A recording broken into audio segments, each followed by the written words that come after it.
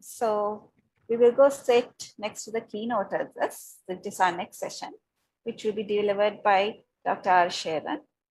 So I will just start with a brief introduction to Dr. Cheran, and then he'll be delivering his remarks, followed by discussion.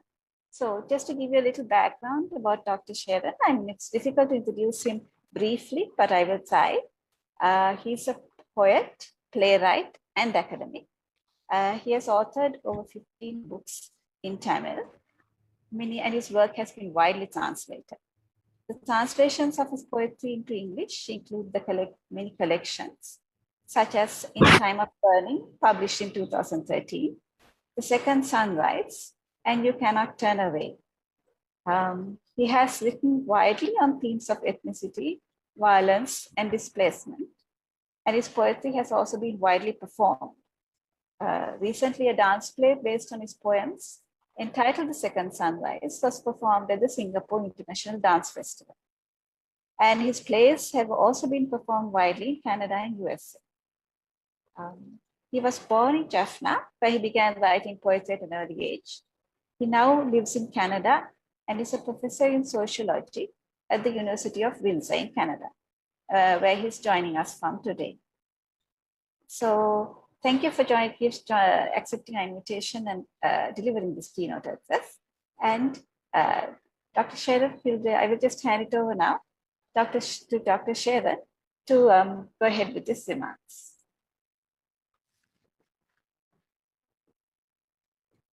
Thank you very much for inviting me to this is a very important session on critical literature and the future of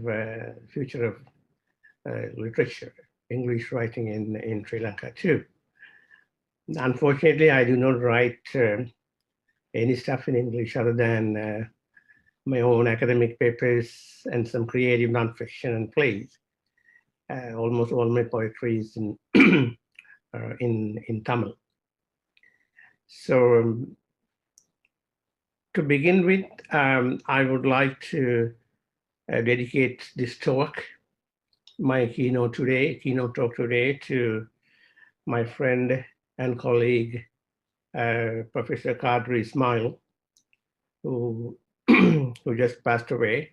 He's a professor of English and Comparative Literature at University of Minnesota, and he has been writing for a very long time, initially as a journalist, and then as an academic, and a very, very powerful, effective speaker and a thinker. And we used to work together at ICES in Colombo in the early 1990s. So I would like to think about him at this point. And as you know, the title of my talk today is Survival, Writing and Teaching the Mass Atrocity. You know, the mass atrocity is a kind of a semi-legal term, but you need to understand every time that we use the term mass atrocities, we include genocide, ethnic cleansing, and all kinds of other stuff, right? So as someone who has gone through all kinds of, or at least witnessed all kinds of atrocities, my talk today is informed by my own 5 theoretical approaches or theoretical coordinates. My first theoretical coordinate is what I call speaking from multiple locations, right? I'm using the term multiple location not in a geographical sense, but if you want, you can also take it in a geographical sense.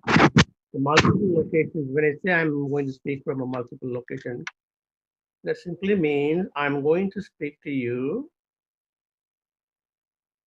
as a witness, as a witness to almost 95 massacres or genocidal massacres or atrocities that happened in Sri Lanka.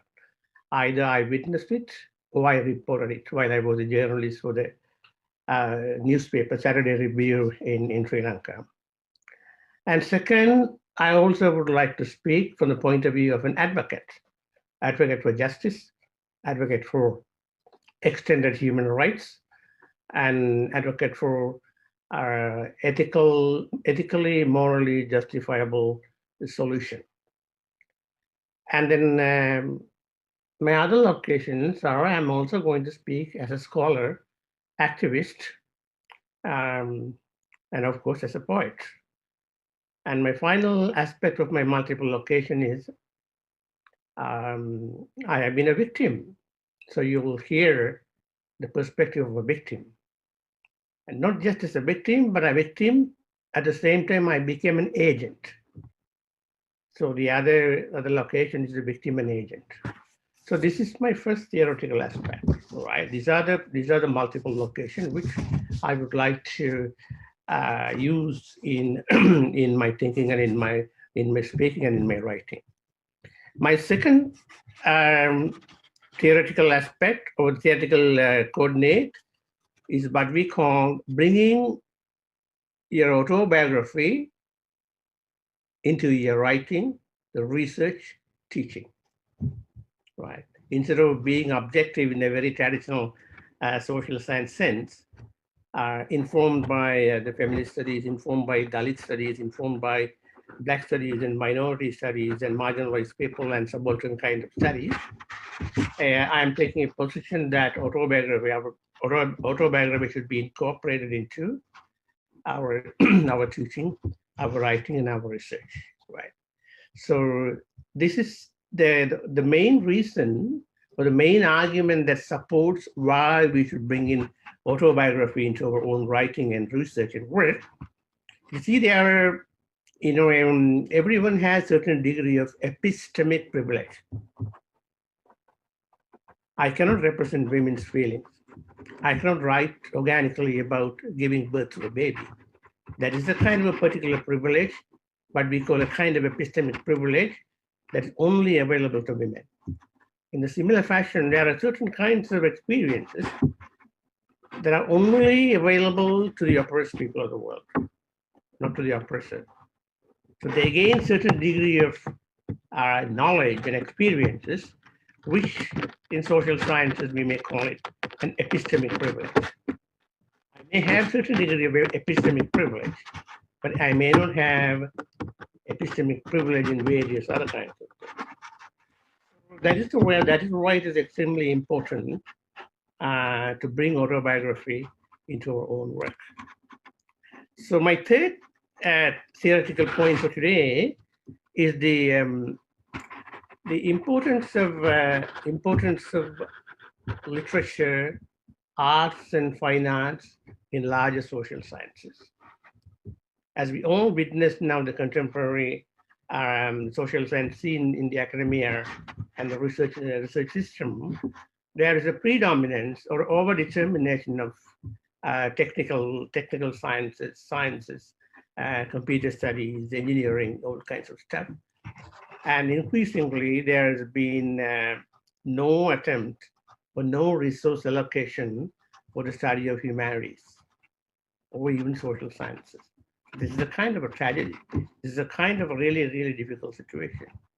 So I argue that without studying humanities, without studying literature, poetry, without bringing all of them into any other discipline that we study, our knowledge will not be enough. It will not properly inform. So that is one of the reasons. I will say a few words later when I start talking about my teaching. That for every single course that I teach in sociology and anthropology, and in some cases international relations, reading a fiction or a short story collection or a poetry or watching a couple of movies, it's a must. Right. So that is the, that is the third point, then, emphasizing the importance of literature, arts, and fine arts, right, and humanities. But interestingly, the term humanities is inadequate for today. because we live in an era where humans are dominating everything, right? What we call Anthropocene, the dominance of humans, Anthropocene. And the Anthropocene is not necessarily completely erases the diversity, biodiversity, right? So we place the humans at the center of everything. Yeah, we call the post-Anthropocene imagination. So I'll talk about the post-Anthropocene imagination in the second some other time. But I want you to think about it is not just simply humanity. We need to think about the idea of post-humanity and the importance of literature and arts in the context of post-humanity. So that was my third theoretical point or coordinate. My fourth one is what in every general social science courses will tell you, the idea of intersectionality, right? The relations between gender, race, ethnicity, class, sexual orientation, right? It's a kind of a standard idea of intersectionality to understand the context better. And I would like to add more to the notion of intersectionality that comes to me from my own experiences. The Dr. Cheran, intersectionality is it Dr. will Cheran? also include, Dr. Cheran, yes, sorry, really sorry to disturb you. There's a slight background noise. It's like, oh, really sorry to disturb you. Okay, is it okay now? Yeah, now it's fine. Now it seems fine. Okay. Okay, thanks. Okay, so my, I don't know what exactly right. Okay, maybe some. So the intersectionality is the idea, but in the intersectionality, I would argue that we need to go beyond the typical ideas of gender, race, sexual orientation, ethnicity, etc., and to think about what are the issues that over-determine the current context. For example, in the 1970s, Dr. Newton Gunasinghe, my mentor and a sociologist, he argued that in the post-1977 Sri Lankan context, ethnicity has over-determined the other thing, even economy. The idea of over-determination, right? In certain issues, for example, in the context of India, for example, we witness a tendency where the religion, the Hindutva, is being over, it becomes a kind of over-determining factor or a force, right? But we need to be careful in understanding this kind of over-determination. And the only way to counter this kind of over-determination in a social, political, and cultural context is a strongly advised for intersectionality. We cannot simply talk about one aspect, either religion or a quote unquote race or gender or religion. Right. So that is the fourth theoretical aspect I want you to keep in mind. And finally, the fifth one, which I call solidarities. There are several kinds of solidarities. They are not out there simply as a political tool or a political strategy or simply as politics. But the notion of solidarity is essential for any kind of academic, intellectual endeavor. When I say solidarity, I divide these issues of solidarity into 4 different categories. The first kind of solidarity is what I call, it is the creative solidarity. The creative solidarity is the kind of solidarity the writers, artists, and playwrights can bring into the perspective. We are clear. For example, I was not living in Burma. I did not witness the genocide of Rohingya, but I've been to that area a couple of times for research. And the moment I see some of the images and things, it automatically triggers certain kinds of feeling, and I wrote a few poems. Right. I did not appropriate the voice of the Rohingya people, but I wrote certain things in solidarity with them. This is what I call the creative solidarity. The creative solidarity is an important aspect for, in my opinion, for writers, artists, poets, and all the other literary practitioners. Right. It is also important for academics in research, right? Everything revolves around the notion of imagination. It is a, if we are doing the social sciences, we need social science imagination. If we are doing political science, we need political science imagination, right? This is what Arjuna Patre calls imagination as a research project, as a research practice. Without imagination, we cannot simply do anything. No computer science, no chemistry, no biology, no literature. So that is the key that unites all the various kinds of disciplines.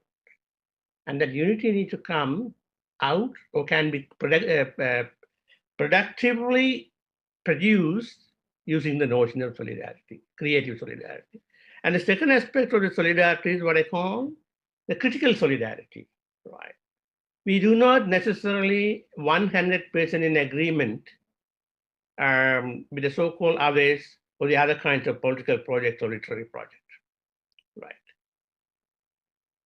But we can still be in solidarity on the fundamental level, basis level. We can be critical, at the same time we can extend our solidarity. This is what we call the kind of critical solidarity, right? The way we express our solidarity with the Palestinians, right?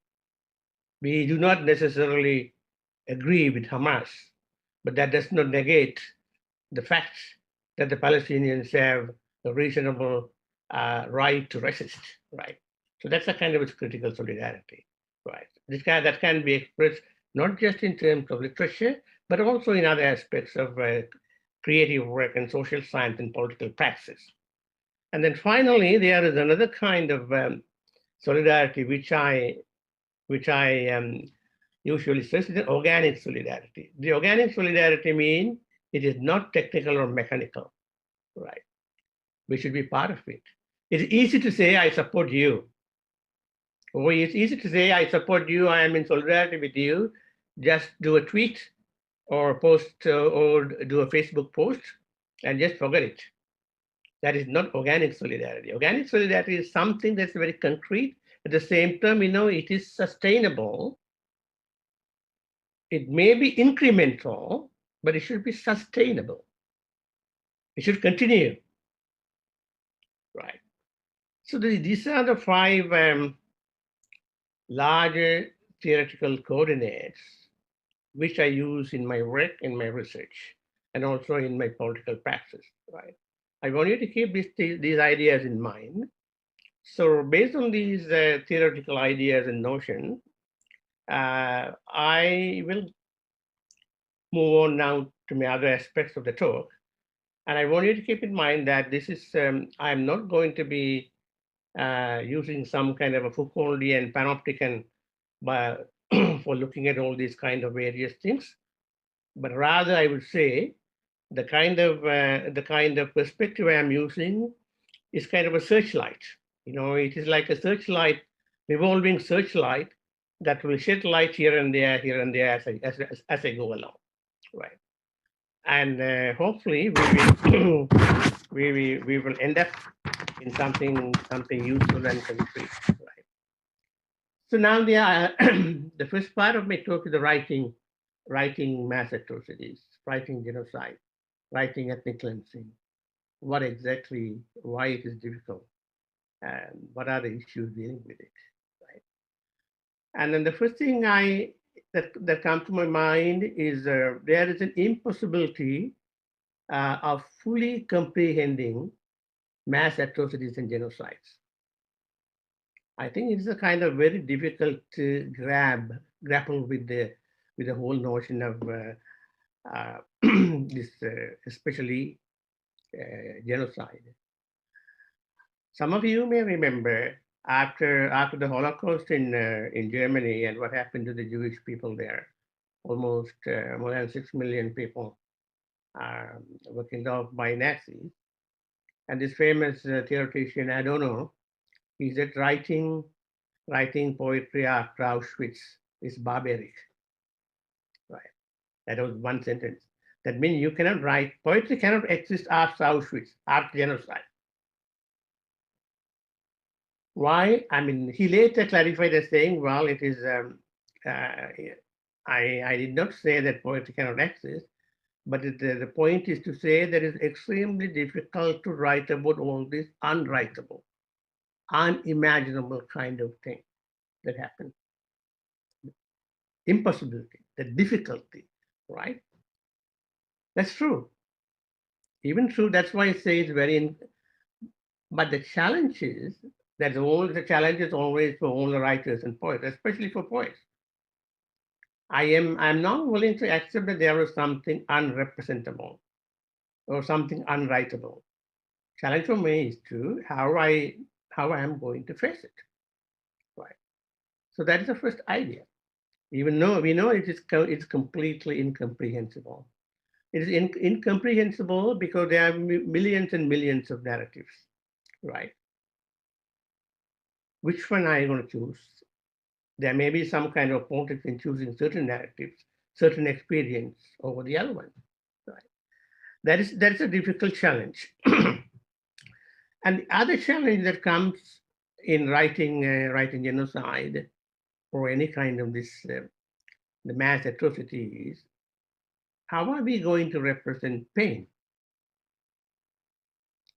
and violence? I do not want to go into all my collections where there's enormous amount of pain and violence written by way of poetry, but it's also extremely difficult to to write and represent pain, right? You need to have some, people, lots of people have first-hand experiences, but that does not mean that they would translate those pain and violence into ethically acceptable mode of writing. And that is the writing, that is one of the major challenges in writing about atrocities or witnessing, how to get out of a witness statement, not simply as a statement, but something creative, right? And there's another, there are certain interesting but very useful attempts that have happened before in trying to represent the unrepresentable. For example, everyone knows I'm going back to the Holocaust. I don't want to go talk much about what happened in Sri Lanka, obviously for the reason that you all understand. So there was a challenge in writing about this, the Holocaust. How do we reproduce or represent the Holocaust on a stage, in a film? There's a very powerful play called Camp, K-A-M-P, Camp. That's a play produced by an organization, Hotel Modern. There are no humans in there, only puppets. Puppets are organized like there's a depiction of a concentration camp and all these kinds. All of them, they use the puppets, and the puppets were used with all the string. And we, on the stage, we get the images, the shadowy, silhouetted images, the whole thing. The idea of the director and the creator is that, obviously I cannot simply use human on stage and try to depict Holocaust and genocide. So this is one of the key, this is one of the tactical and strategic way of trying to say all kinds of things I want to say, but without compromising the enormity and the abjectness of Holocaust or genocide. And that is on theater. In cinema, in film, there's a very powerful film called Rwanda 94. right? It's a film, but again, the artist realizes that I cannot simply capture or do justice to the genocide.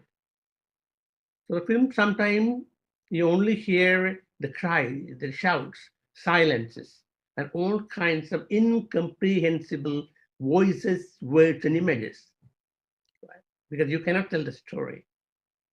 At least you cannot comprehend the whole thing. So I strongly urge, if you guys, you can watch this thing on I don't know, probably on YouTube, because I remember showing it to my class. So now I think uh, this is the tragedy, right? On the one hand, there is this enormous pain and genocide, and on the other hand, the struggle to articulate, comprehend, and write and represent. And moving on, there are a couple of other interesting things that I would like to talk about in the context of writing genocide or writing atrocity. There is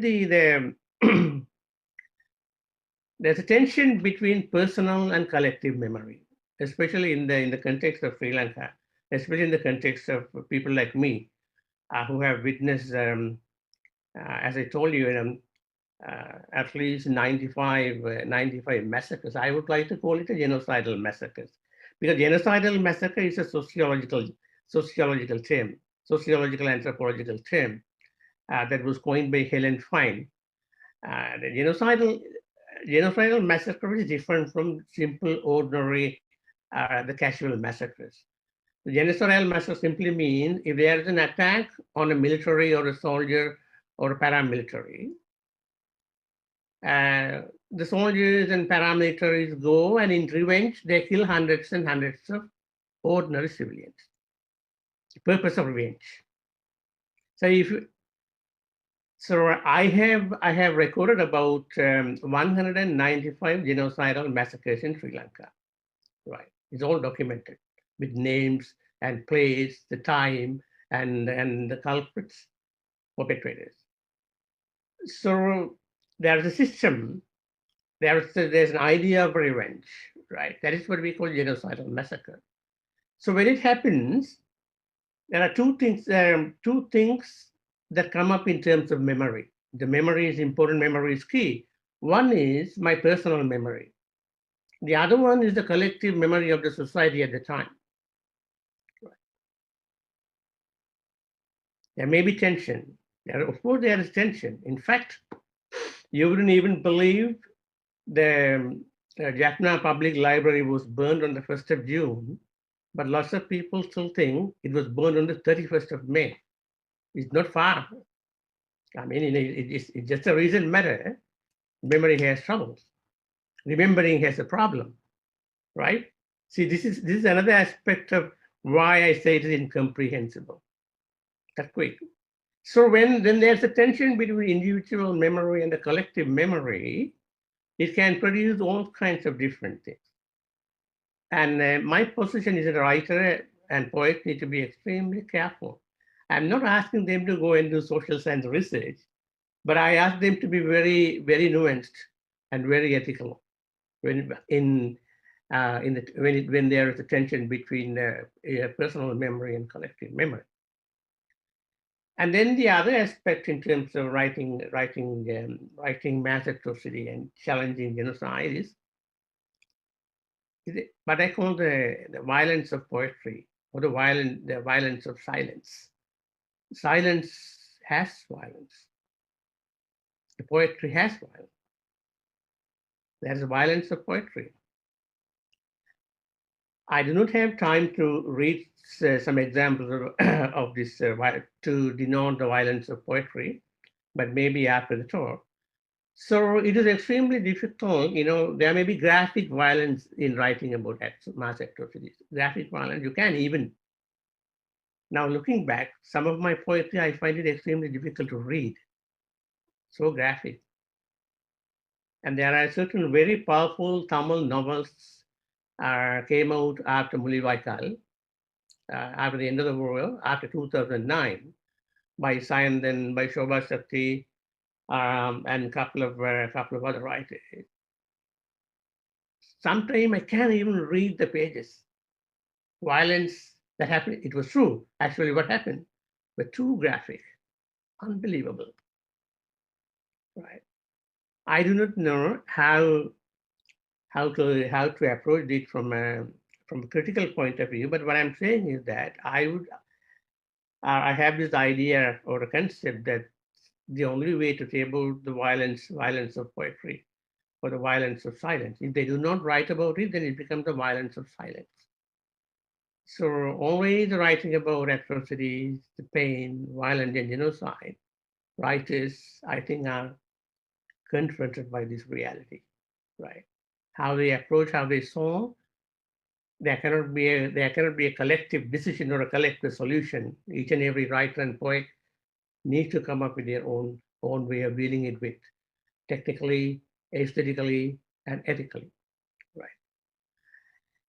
And my final point in terms of writing genocide is, can we talk about the aesthetics of writing about atrocities? Can we talk about the aesthetics of writing about pain and violence?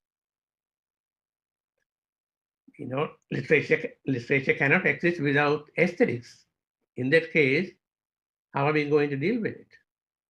This is the question that the late Professor Shelva Kanaganagam, Professor of English at the University of Toronto, and who was my colleague, friend, and translator, he tried to address in his writing, but no end.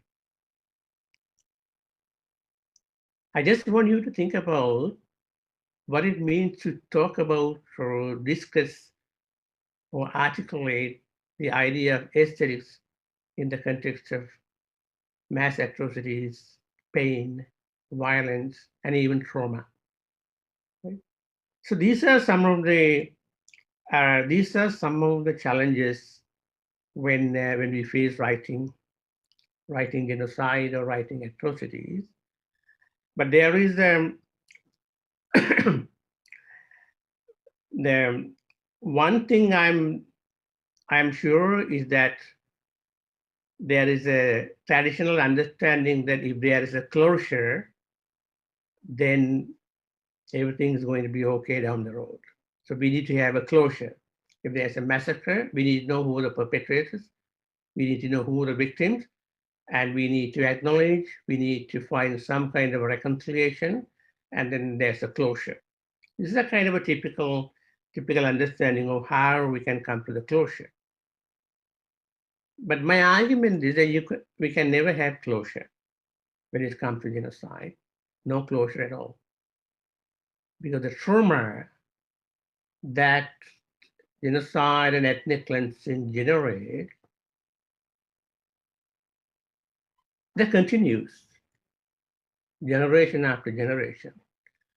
We look at the Black African American population, the memory of slavery and the trauma of slavery that is still prevalent after several generations. The trauma continues. As long as the trauma continues, it is extremely difficult to find closure. That is the crux of my collection of poetry called Healing the Forest. We cannot simply have a closure, right? That is the point, that is the thing that differentiates writing genocide and writing atrocity versus simply writing war poetry. But we have been doing this not simply war poetry, right? It is not. The contemporary Tamil writing, especially after 1980s, is not simple war poetry. It's not war literature. It is something beyond that, right? In writing war poetry, in the writing about war, there are two morally equivalent partners, right? This soldier and that soldier. If we do not have moral equivalency, then the story is completely different, right? We cannot equate the experience of a Nazi soldier with a Jewish victim in the name of combat trauma, right? There are lots of studies on combat trauma. We cannot simply morally equate the combat trauma with the trauma of the victim. So that's what I mean by saying that the closure is impossible. So these are the ideas about writing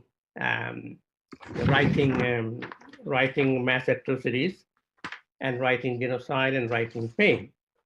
Then I quickly talk about the what is the, let me check the time. Okay. How many minutes do we have, Cheran? Yeah, you can go ahead, Jackie. We have it's The teaching. 7:35 still. The teaching atrocities and how to teach genocide, ethnic cleansing, war crimes, rape as genocide, right? So 7 years ago, but I before that I need to give you some context. I have done a lot of research and worked with the victims of genocide in Rwanda. I spent every December for the 4 years with the victims and refugees of this Rwandan genocide, spending most of my time in Ugandan refugee camps and in Rwanda. I have also spent a lot of time doing work in Myanmar. I have been to the areas of Karen, Kachin, Rohingya. I've also spent a lot of time in West Bank, Ramallah in West Bank with the university, and met with, and also in Indonesia with the Aceh, in the Aceh province, and in Nepal. So you can see this is partly, I had an official guise as a university researcher doing work on violence, trauma, and genocide. But I used the opportunity to live with them and learn from them and study from them. So after all those things, I realized that there is no point, all the universities expect you to use your research in your teaching. Right? You cannot do something two different things. You do research on, say, how to cultivate soybeans in the upcountry plantation, and go and teach geopolitics in the contemporary Indian Ocean as teaching, right? They're two completely different things. So everyone expects that you do research on your area and you teach, you use your research experiences in teaching. So I realized this is a time that I have to contribute something. So I've launched two courses. One is called the Crimes of the State, Genocide, Ethnic Cleansing, and War Crimes. I titled it The Crimes of the State because if you look around all the universities in North America, at least I can speak about North America, and all the criminology departments and criminology courses, 95% of the criminology courses are based on the crimes committed by individual humans. You will hardly find any course dealing with the crimes of the state, crimes of corporations, major corporations. At our university, there was not a single course. So that was the time I launched this course on crimes of the state, talking about all kinds of, there are about 15 different kinds of crime that the states. And one simple example is up until 1994, the states have killed more than 178 million people, the states, excluding the deaths in the First and Second World War. The largest, the worst criminal when it comes to homicide is the state. And no one was really talking about it because they're above the law, right? The international system is biased toward the states. So when I launched this course, focusing mainly on forgotten genocide and unknown genocides, unreported genocides.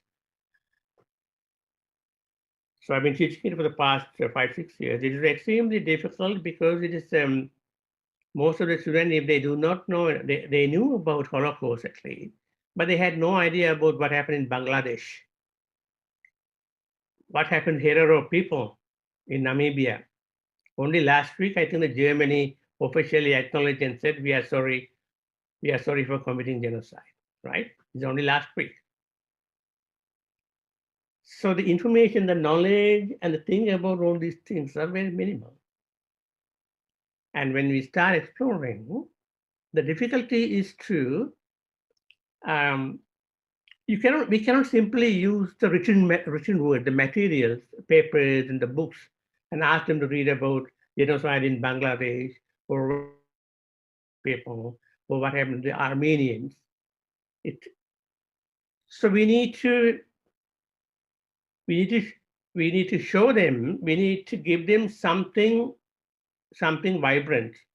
I mean, it's an irony that I am using this word vibrant, right?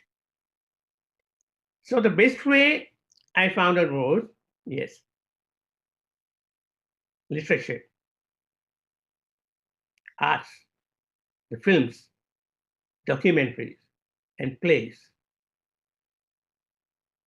That is the best way.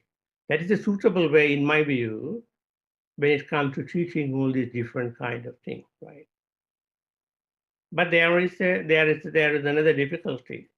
That is, every time I show them Sri Lanka's killing fields or a Hotel Rwanda or something else,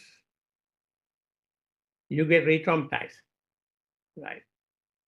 It is extremely painful, but there is no other way, but we have to do it. Because in order to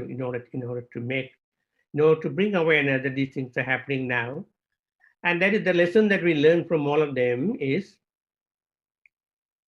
we never say never again. We cannot simply say never again because it's going to happen again and again and again. So that is the idea about this, how to teach. And I would like to conclude by two other points in relation to the future. That is what I. So we are living in an era that what we call the era of Anthropocene. Anthropocene is the humans are everything. Humans think, humans assumed, and humans are practicing that everything in this world, in the universe, is for us. Yet we talk about human rights, right? We do not talk about the rights of the plants, animals, and all the other all the other aspects of biodiversity. Every single international system, at the center of it, there is a human. Everything revolves around the human being. And that is the reason that we endowed the human being so much. And now we are at a stage where we are facing a climate crisis and we are facing extremely different kind of humanity. And that is not sustainable. So I want you to think about the post-Anthropocene future. In the next 10 years or 15 years, we need to come to terms with giving equal rights, or thinking about the rights of the animal, rights of the plants, ecology, environment, and a kind of a coexistence. If humans cannot coexist with the other organisms and other pieces in the in the earth, there's going to be a serious difficulty.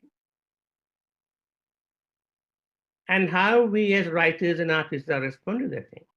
Of course, we have a history of writing about nature, about trees, about forests, about plants, flowers, etc., etc. But simply from an aesthetic point of view. But we also need to think about how, as human beings, as writers and artists, what is going to be our imagination in the post-Anthropocene world, right? When machines and computers and algorithms are going to dominate, what is the role of poetry? That is the question I want to pose. And then my final point is in order to understand genocide and mass atrocities, we also need to go beyond the simple ideas of, well, look, Nazis are killing the Jews, or Hutus are killing the Tutsis, right? But the larger understanding is that in the era of Anthropocene, the human being, regardless of ethnicity, race, etc., they are all capable of committing genocide because that is the nature of the Anthropocene, right? That is the political economy of genocide. That is the political economy of large-scale massacre. That is where the Anthropocene is. What's going to happen in the future? We can discuss, we can talk about it. Thank you. Thank you for the opportunity. Thank you very much, Dr. Cheran, for a really interesting discussion. And I mean, yes, some of the things that I think I found particularly interesting were your discussion of the concept of creative solidarity and also the tension between the personal and the collective memory. And as writers, how we have to deal with that. So thank you. That gave us a lot of food for thought. I'm going to go to I think we have quite a few questions in our chat. So let me just,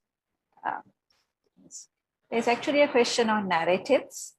The first question is from Bishan. I can read them now. Yes, yes. Something, okay. That's a good question. There are millions and millions of narratives, and how to choose, and why do we have to choose, right? The the poets and writers, they always have this thing, knowingly or unknowingly, the choice depends on their experiences, on their knowledge, on their perspective, and on if you permit me to say, on their wisdom. Because there are, I can tell you one example. The millions of experiences are what we call the reality, right? The reality. So we experience. We cannot simply write about everything, but the choice depends on your moral clarity, ethical responsibility, and political responsibility, and your political position, and how intimate you want to depict certain experiences, right? That choice no one can dictate. But once you made a choice and once you come up with a creative work, we have the right to criticize. Right? I'll give you one example.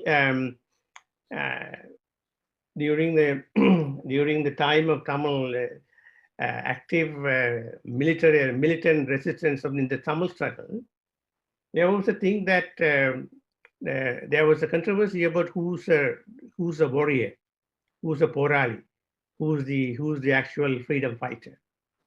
The general understanding is the freedom fighter is actually someone who carries a gun and fights at the forefronts.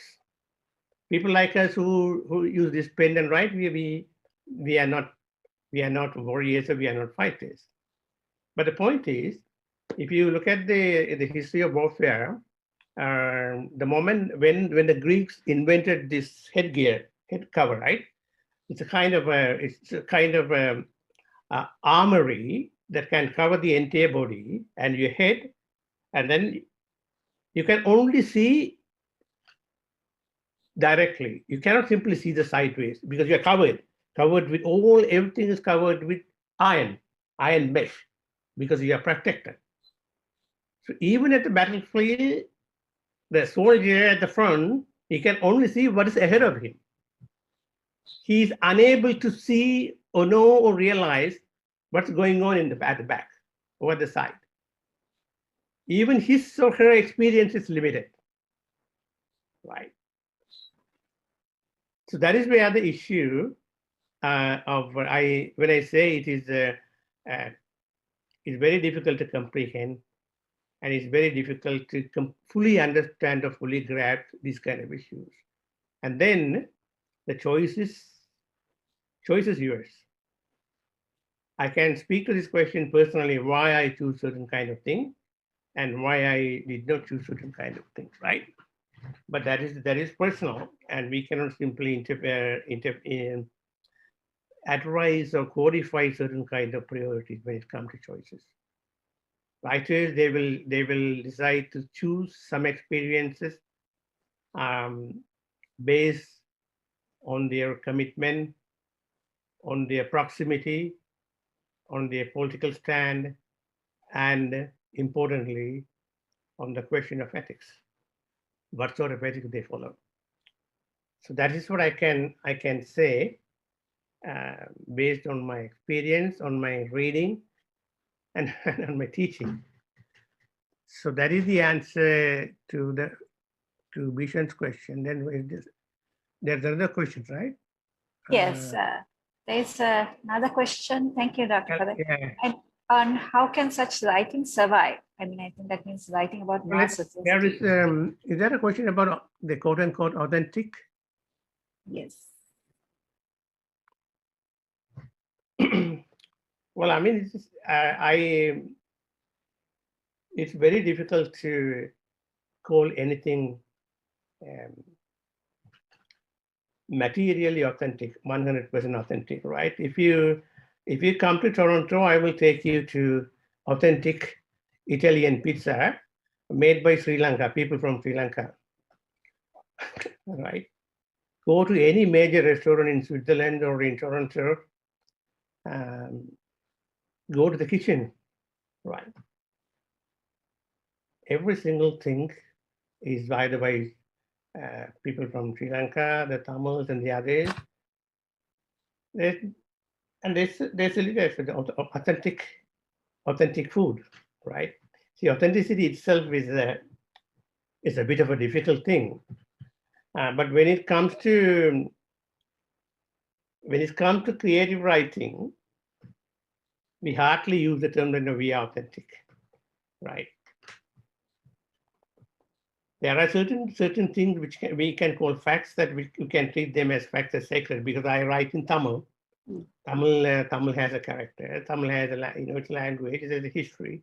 There are certain words, right? So there's some kind of a conformity there. But if I write a particular kind of experience, and I say this is the one and only authentic Tamil experience from Jaffna, that wouldn't be correct. I would say this is my reflection, right? And we also need to understand the process that, okay, there are 1 million experiences, my events, 1 million narratives, and the writer picks one or two according to his sort of wish. Then he or she reframes it, uses his own ideas, own imagination, and comes up with a different product. The product does not necessarily reflect the quote-unquote authentic. There is no need. It comes to us as a work of art, right?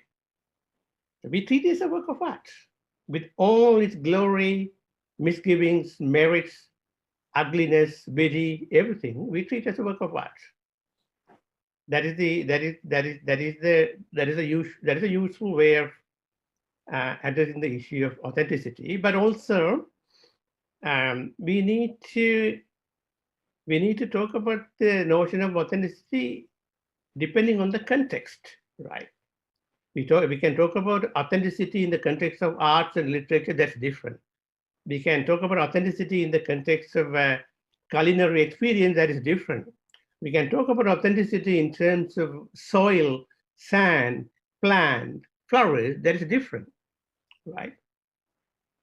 But so far, I'm convinced if anyone says there is 100% truth, or there is something that is 100% pure, that is BS. There's nothing that is 100% true. There is nothing that is 100% pure. If anyone says that, then you can say that is one big BS. No, I can guarantee that. Thank So, you. Yeah. are there more questions there? Yes. Let me check. Yes, thanks, Doc. That was actually, yes, very interesting form. And I think that's a challenge on authenticity is something a lot of writers face. There's another question on how can such writing survive? I mean, as in writing on atrocities, how do you work against or around erasing such voices? How do you? I think that is in reference to how can writing on atrocities, genocide, those things, how does such writing survive? And because there are, and how do you work against such voices being erased? Yeah. Okay. The exact events, right? And whether these writings would survive. I would like to. I would like to start by saying um, I have lot of poems in my collection. They are titled simply as May 21st, 1986, or July 1987, or 1979, July 23rd, the time the emergency was declared in, in Jaffna. These are all the titles with some historical importance, even, right? What we call in English occasional poetry. The occasional poetry means, you know, one interesting example is at the swearing in of the U.S. President Biden, the young woman, yeah, Amanda, she read a poem, right? It became extremely popular. That is an occasional poem.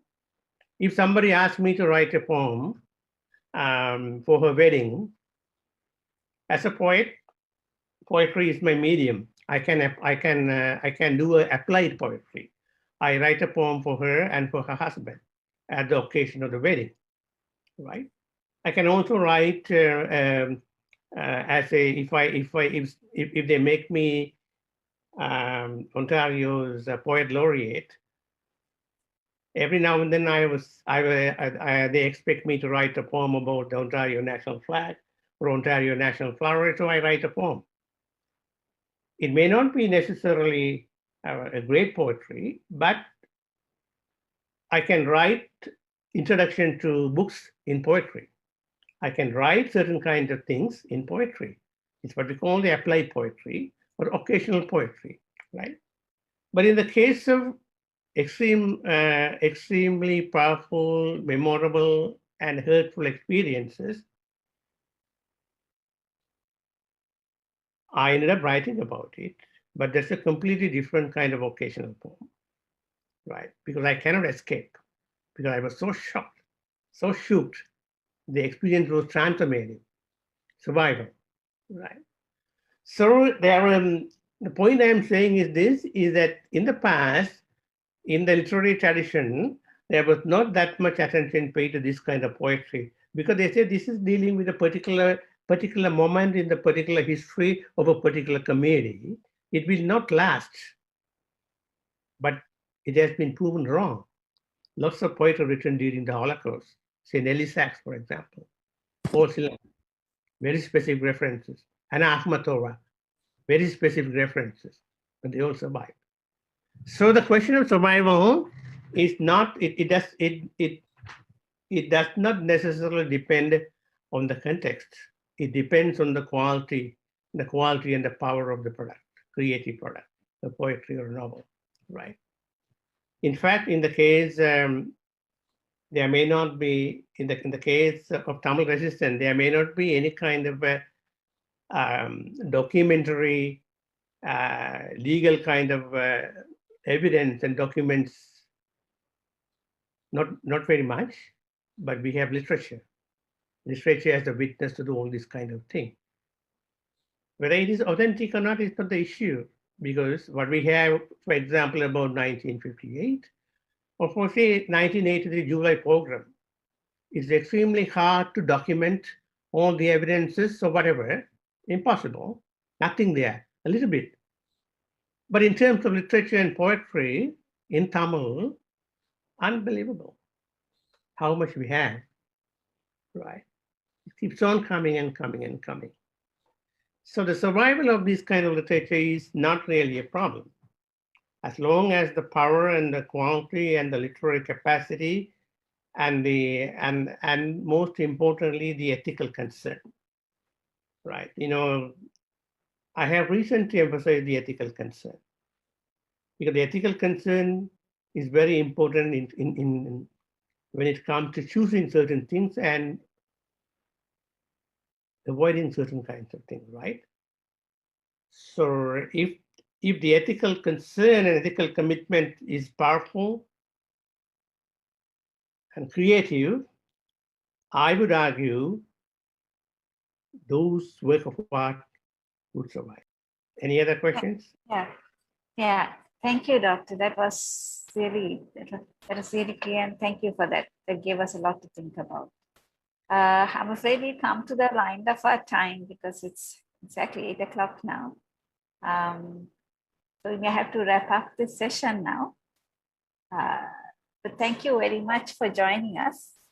And thank you very much, Dr. Cheran, for your discussion, for the talk of this, and also for that interesting discussion of all the questions. And thank you for joining us all the way from Canada.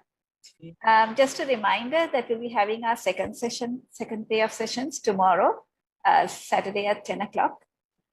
So there will be two sessions tomorrow, a discussion tomorrow at 10 o'clock, followed by a reading.